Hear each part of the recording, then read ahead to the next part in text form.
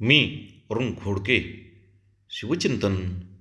शिवछत्रपतींची शिवनीती काय होती याविषयी रामचंद्र पंत अमात्याने लिहून ठेवले आहे की औरंगजेबासारखा महाशत्रू चालून येऊन विजापूर भागानगरासारखी महासंस्थाने आक्रमिली.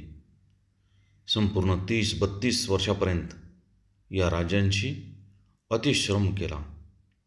त्याचे प्रत्नास असाध्य काय होते, परंतु राज्यात किल्ले होते म्हणून अविशिष्ट तरी राज्य राहिले.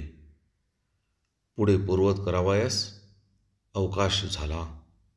या उपरवी ज्यापेक्षा राज्य संरक्षण करणे आहे त्यापेक्षा अधिकोत्तर साधनेने स्वतः गडकिल्ल्यांची उपेक्षा न करता परम सावधपणे असतील त्या गडकिल्ल्यांची यथोक्त मजबूती करावी.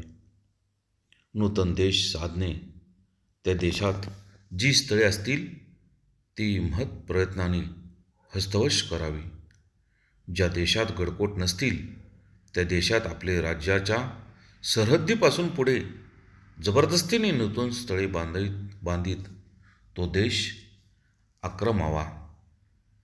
त्या देशाची आश्रयस्थाना ठेवून पुढील देश स्वसानाने वश करावा.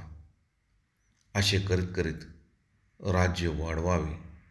गडकोटांचा आश्रय न घेता फौजांचा परमुलुकही टिकावा धरून राहत नाही.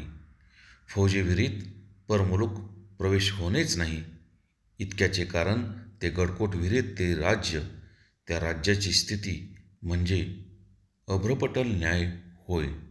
बहुत काय बोलणे. राम कृष्ण हरी.